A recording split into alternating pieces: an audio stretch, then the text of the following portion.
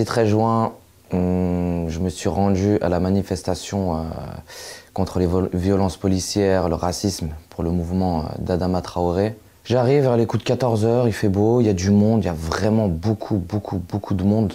Il y a toutes les personnes, il y a des Arabes, il y a des Noirs, il y a des Blancs, des Chinois, il y a des Pakistanais, il y a tout le monde, vraiment tout le monde, on était vraiment tous ensemble. Tout se passait bien, voilà, moi ça faisait une heure et demie que j'étais là et tout se passait bien. Aucune altercation avec la police, aucune altercation avec personne. Et là, qu'est-ce qu'on voit? Une dizaine d'individus, moi j'en ai vu 10 sur le toit, on va y venir. Ils ont déroulé une grande banderole de la génération identitaire. Ils ont déployé ça avec des fumigènes pour vraiment que tout le monde les voie. Ils se sont mis sur le toit d'un grand immeuble juste en face la statue. Et là, il y a commencé à avoir de la colère. Tout le monde commençait à être sous pression, regarder là-haut, jeter des pétards. Ils n'avaient qu'une envie, c'est d'enlever cette banderole-là, qu'on ne la voyait plus. Alors à ce moment-là, il y a les voisins, ils ont commencé à découper un petit peu la banderole en disant...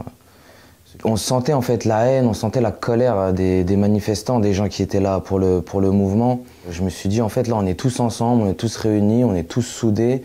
Et qu'est-ce qu'on voit? Encore des personnes en fait qui viennent comme ça, en fait, face à nous, nous provoquer en gros et nous montrer qu'on est...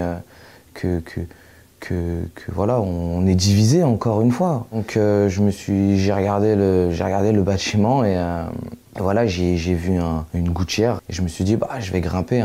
Et là j'arrive clairement devant la banderole.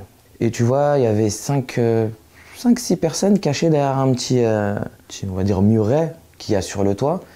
Parce que de l'autre côté, il y en a déjà qui tentaient déjà d'accéder à la banderole. Donc on voyait un petit peu qu'il y avait pas une altercation, mais ils empêchaient de passer, mais vraiment plus loin. Donc ils se doutaient pas ces gens-là qu'il y en a un qui pouvait arriver clairement par la façade du bâtiment et atterrir pile poil sur la banderole. Et se dire, ils m'ont vu, ils étaient vraiment... ils étaient étonnés de me voir et tout.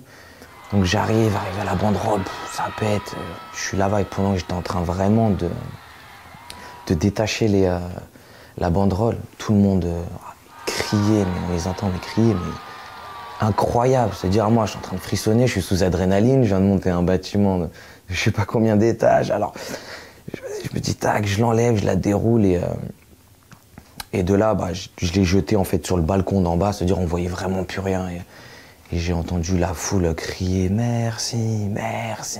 Après moi, je suis venu à cette manifestation, bon, on va dire, j'ai que arraché une banderole.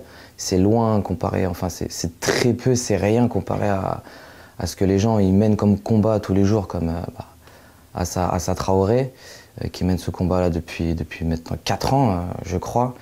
Donc courage à eux, courage à tout le monde, courage à ceux qui sont dans une même situation.